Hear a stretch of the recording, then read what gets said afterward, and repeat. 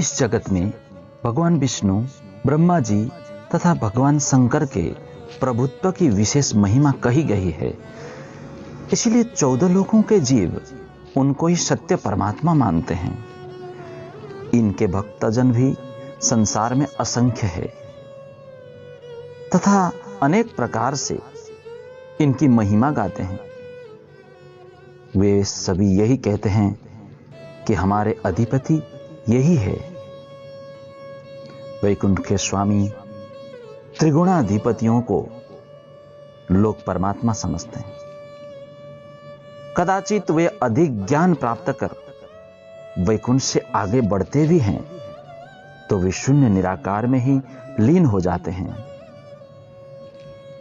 सत्यलोक वैकुंठ के स्वामी त्रिगुणाधिपति भी अनुमान के द्वारा ही परब्रह्म परमात्मा की खोज करते हैं।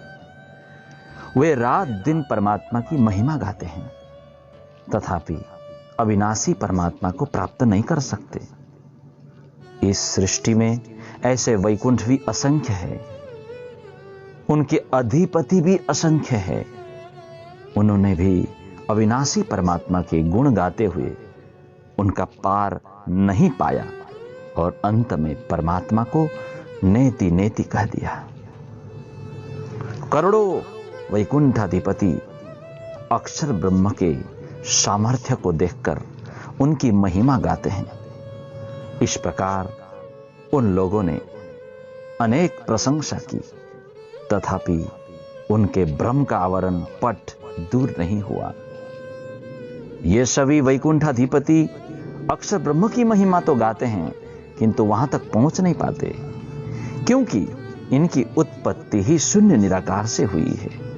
इसलिए उनकी स्तुति, प्रार्थना तथा आचरण वहां तक पहुंच नहीं सकते।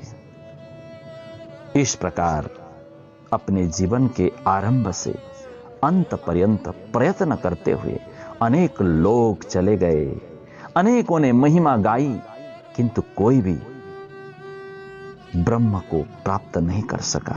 ब्रह्मात्माएं जगत का नश्वर खेल देखने के लिए आई, पूर्ण ब्रह्म परमात्मा को प्रकट कर दी, अखंड धाम का रहस्य स्पष्ट कर दी है। अक्षर ब्रह्म की और परब्रह्म की शक्ति का भी उजागर कर दी है। अज्ञान के आवरण को दूर करने के लिए ब्रह्मात्माओं ने शास्त्रीय सभी बातों को स्पष्ट कर दी है। ब्रह्मात्माएं इस जगत में अमरत्व प्रदान करने के लिए प्रकट हुई है।